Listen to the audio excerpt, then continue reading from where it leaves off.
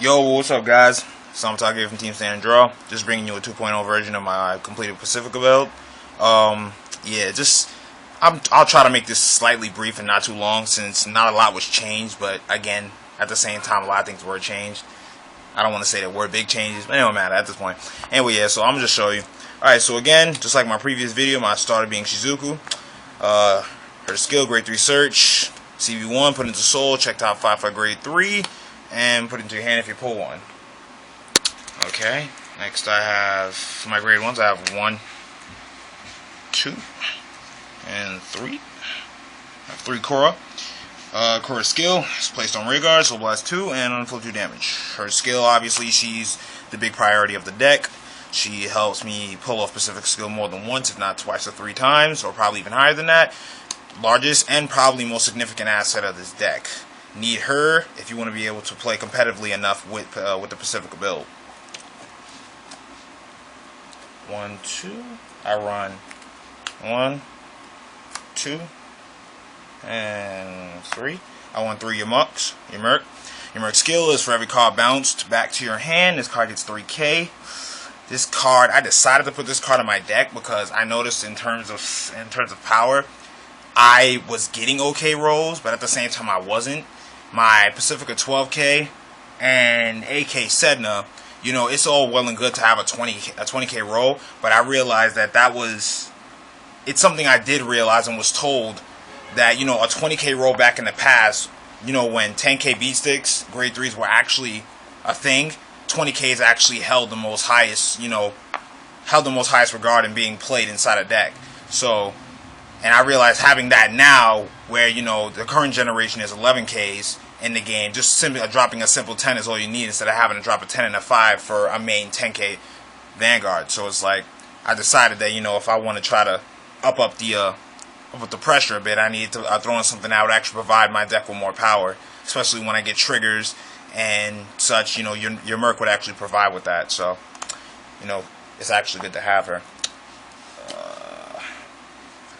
Next, I run 1, 2, 3, and 4. Let's fix that.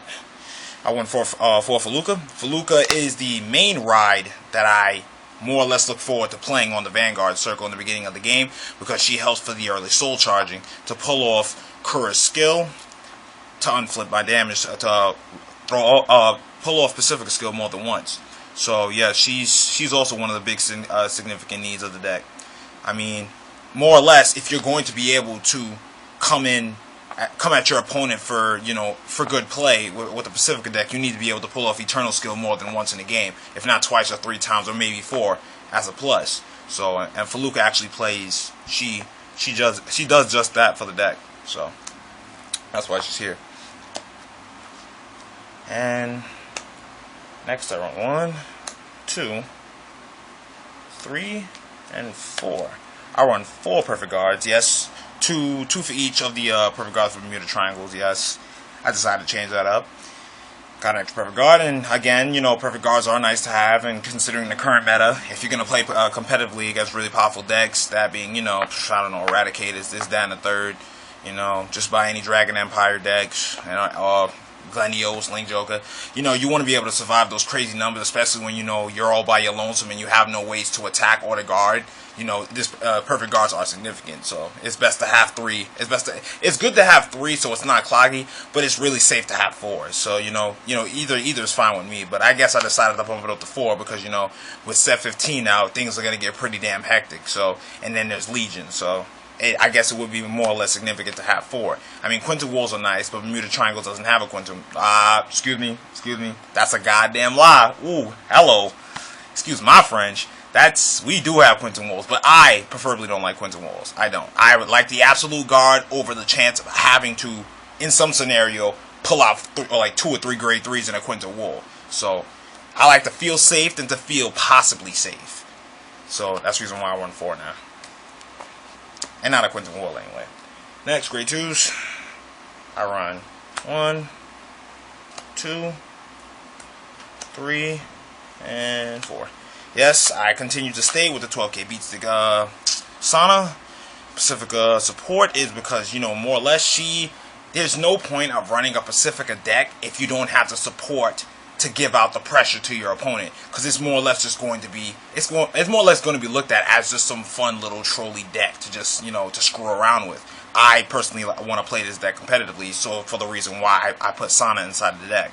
So running 4 of her is good. It's more or less, there's no point of having a 20k roll for 10k guard is all you need for an 11k. So I decided to put Feluca in the deck instead for the soul charging and the need to pull off Cora's effect, and then having Sana and Feluca here for instead of 20, 19, they're still dropping a 10. So either way, it makes no difference. There's a plus for just having a decent number.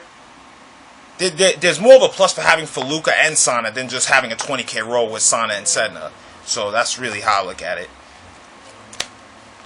More or less, she's here for the increase in power, high numbers, and really crazy striking when it comes to actually drawing crits and applying all effects to her in certain scenarios. That's the reason why she's here. Next, I run 1, 2, 3. Yes, I did move away from Lugarian. Lugarian being from EV6, the EV6 set for Bermuda Triangles. I didn't want to run her. I wanted to try to stray away as far away from the new extra boosters as possible. I didn't want to stay too strongly next to EV6 and EV10. I kind of wanted to stay strictly close to EV2. I actually didn't want that. It would have felt more, I don't know, I guess originals, I guess is a good way to put it. But yeah, Aqua's there. I actually do like her preferably, because I did have her back in my old Bermuda Triangle decks. Yeah, I did, and I liked her. Next, 1, 2, 3, and 4. 4 of Yvonne skill. Each time she's bounced, each time a Bermuda Triangle unit is bounced, she gets 3k, just like your Merc. She is here in combo with your Merc for a 24k roll, and in the scenario that I apply all effects to this roll, your Merc and Yvonne, that's 34 plus 2 damage, 3 damage if you like.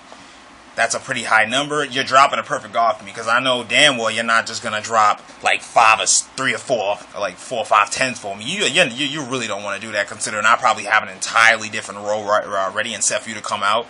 So you probably wouldn't want that. But yeah, Yvonne is here for the support of your Merc, and Yvonne is also here in the scenario that just like Sana, where with the 19 and the soul charging, she's also here if I also need the soul to pull off Cora's effect. I'll just play Yvonne, then play Feluca.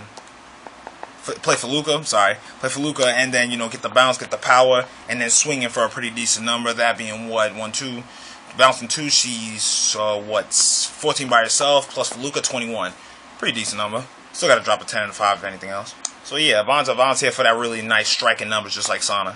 These two girls are the strong offensive part of the deck. So.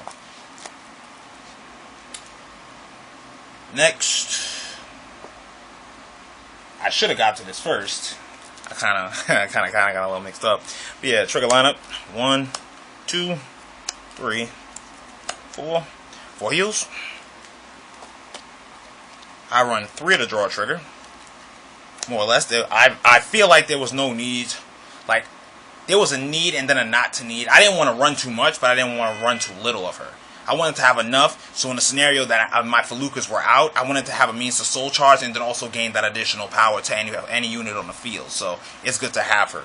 That's the reason why I personally like her. And then there's also getting the draw power on top of that. At any point in the game. And 1, 2. Don't assume that this changed. It only changed a little bit.